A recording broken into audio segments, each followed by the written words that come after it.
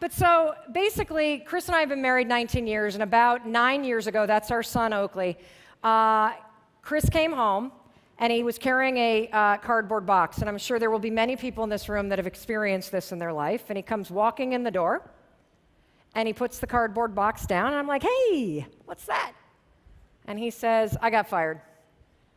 And I said, oh, okay.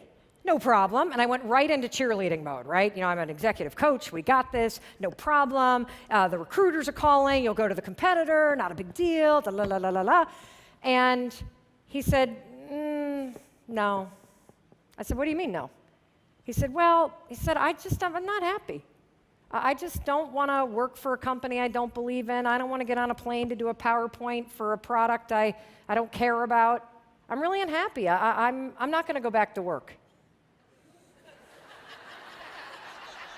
I'm like, is there some trust fund that I'm unaware of that was not part of the disclosure we had when we got married?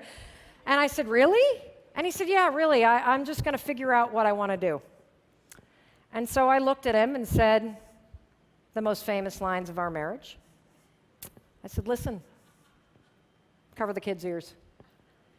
All this inspiration shit is for strangers. You get your butt out there and you get a job. You pay the mortgage because that's what a man does.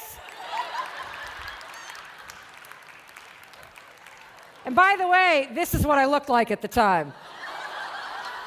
Oh, yeah, hands on the belly.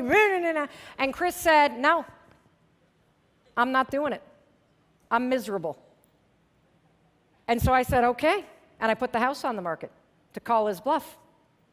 And we got an offer the next day, and he said, take it.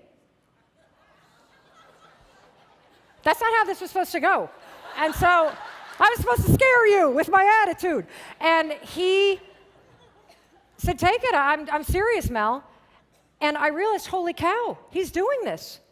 And so for the next 3 months, I was a you-know-what on wheels. Can you believe he's doing this? You get yours down here and you get your son and he's supposed to take care of me and I can't believe. And I spent all my time complaining and all my time gathering evidence and all my time getting my posse to agree he was a loser and I shouldn't have married him. And this was the worst thing that could have happened. And then somebody said something to me that changed everything. She basically said, which is what I'm going to say to you today, he's already made his decision. Now it's time for you to make yours.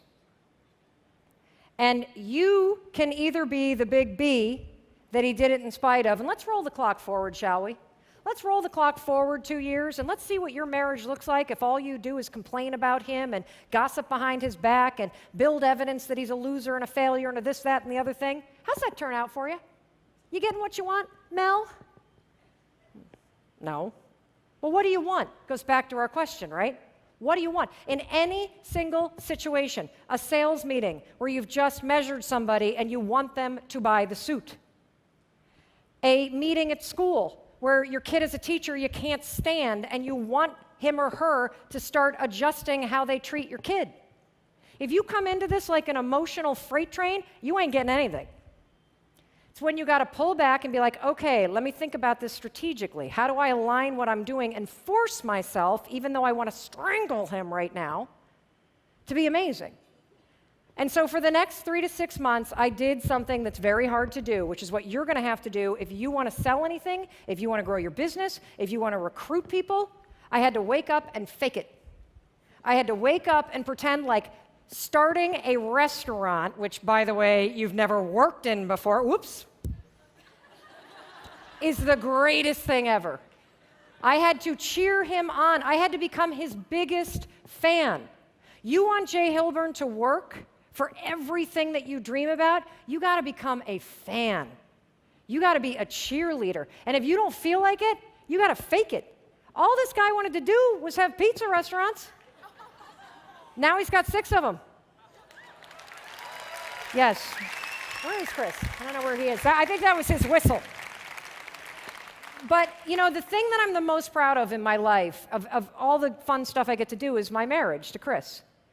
And it's because I figured out, because of that breakdown, this idea of if you want something to grow in your life, you have to figure out how to be a fan of it.